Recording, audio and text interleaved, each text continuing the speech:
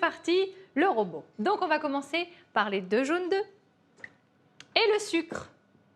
C'est les premiers ingrédients que l'on met. Dans le robot, hein, cette fois-ci, voilà, on peut le faire au fouet évidemment.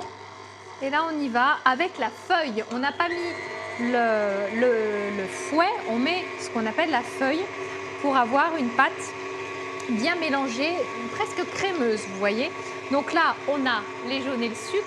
Vous voyez rien du tout, hein. C'est pas fastoche. Et si je fais comme ça, ah, on voit un petit peu mieux déjà. Voilà, les 2 jaunes, le sucre se sont mélangés. Le mélange blanchi.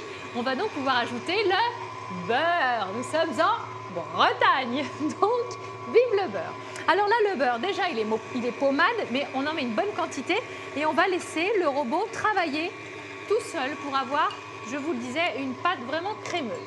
Pendant que le robot fait son travail, nous allons nous intéresser aux pommes. Donc les pommes, on va les éplucher, on enlève le petit cœur hein, au milieu, on les citronne bien et puis on va utiliser la mandoline pour les trancher. Donc, je déplace mon petit rond, je mets la pomme à l'intérieur. Je vais mettre la garde pour garder tous mes doigts. Et là, normalement, si tout va bien,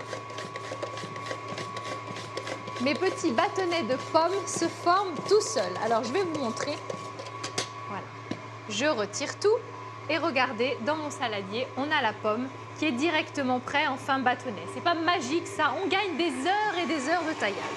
Alors évidemment, on citronne hein, pour pas que les pommes noircissent et on va s'en servir dans un instant. Revenons à notre préparation. Les 2 jaunes, le sucre, le beurre. Je vous montre. Enfin, j'essaye. Voilà ce que ça donne. On va maintenant pouvoir ajouter la farine.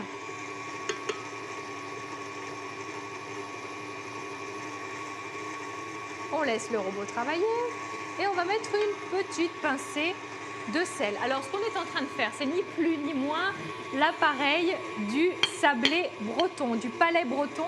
Là, on l'a un petit peu retravaillé parce qu'on va le présenter dans, on va dire, un format XXL et on ajoute des pommes. Mais c'est exactement la même chose. D'habitude, cet appareil-là, au lieu de le mettre dans un moule comme ça, on le met dans un cercle et il va pousser et on aura quelque chose d'épais, de bien régulier.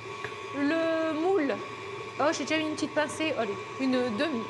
Le moule, on ne le beurre pas car on a assez de beurre comme ça dans la pâte.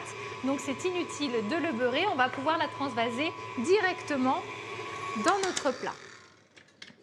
On arrête le tout. Avec notre petite copine Maryse, on va récupérer le maximum de pâtes. Alors, quand on parle dessert en Bretagne, il y a évidemment le phare breton qui est très connu. Aussi le kouign-amann. Alors ça, j'adore ça.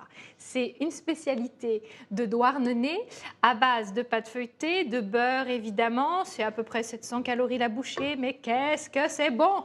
Il y a aussi les petites gavottes, les petites crêpes dentelles qui sont délicieuses. Bref, ce ne sont pas les desserts qui manquent. Alors, avec la Maryse, regardez, on va récupérer cette pâte. Cette fois-ci, vous voyez à peu près la consistance. On la met, pof, directement dans le moule non beurré. Ensuite, on va la travailler, cette pâte, on va l'étaler directement à la main, à la bonne franquette. Pour vous aider, je vous conseille de prendre un peu de farine sur vos petites mimines. Voilà, hop, je vais enlever l'excédent à l'évier. Et maintenant, je vais pouvoir travailler la pâte beaucoup plus facilement, voilà, sans que ça colle. Comment vous dire? On la met de façon uniforme et on va disposer les pommes sur le dessus. Alors, on va laisser simplement un tout petit peu les bords libres sur le côté. En cuisant, ils vont remonter, ils vont gonfler. Souvenez-vous, nous avons mis de la levure.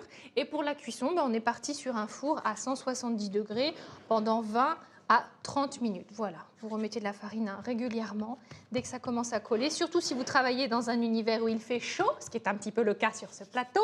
Non, je ne me plains pas, messieurs, dames, mais quand même. Donc voilà, on fait remonter un tout petit peu les bords. Et alors, je vous montre les pommes. N'ayez pas peur de mettre un dôme énorme de pommes. De toute façon, après, à la cuisson, elles vont retomber, elles vont cuire. Donc, on les met bien au centre, on laisse les bords libres. Je me dépêche, je suis en retard, il faut que je rende l'antenne, c'est une catastrophe. Voilà, donc bien au centre, un petit peu de sucre sur le dessus, 20-30 minutes à 170 et un petit récapitulatif. Le sablé breton aux pommes est cuit. Regardez-moi cette merveille, les pommes sont cuites, caramélisées. Alors là, on l'a démoulé, on l'a mis sur un plat de service avec un peu de sucre glace, mais on peut le laisser dans le plat et le déguster comme ça au milieu de la table en famille.